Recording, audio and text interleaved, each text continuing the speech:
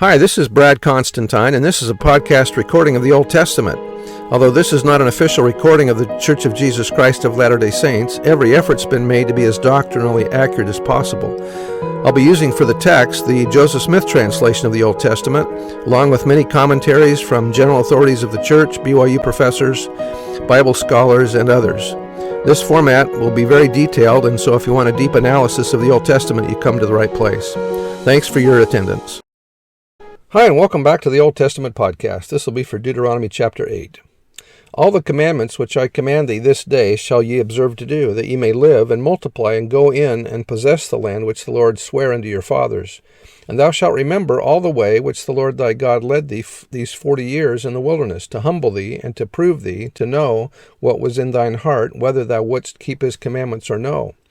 And he humbled thee, and suffered thee to hunger, and fed thee with manna, which thou knewest not, neither did thy fathers know, that he might make thee know, that man doth not live by bread only, but by every word that proceedeth out of the mouth of the Lord doth man live. That sounds like a quote that Jesus gave Satan, doesn't it? Yeah.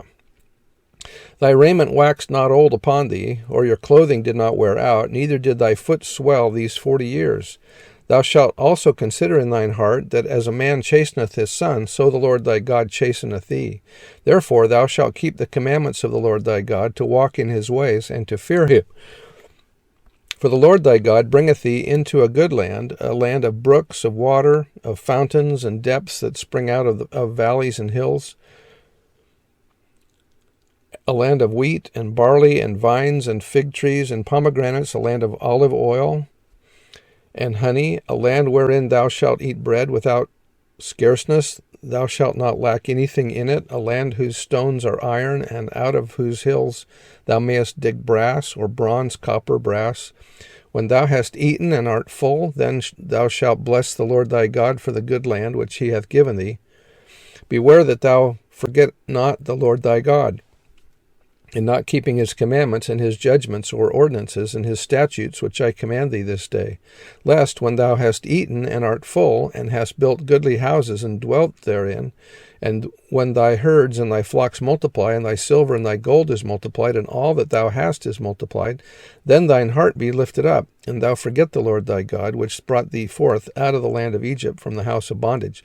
That sounds like the reminder to the Nephites, doesn't it? As soon as we get prosperity, we forget our Heavenly Father.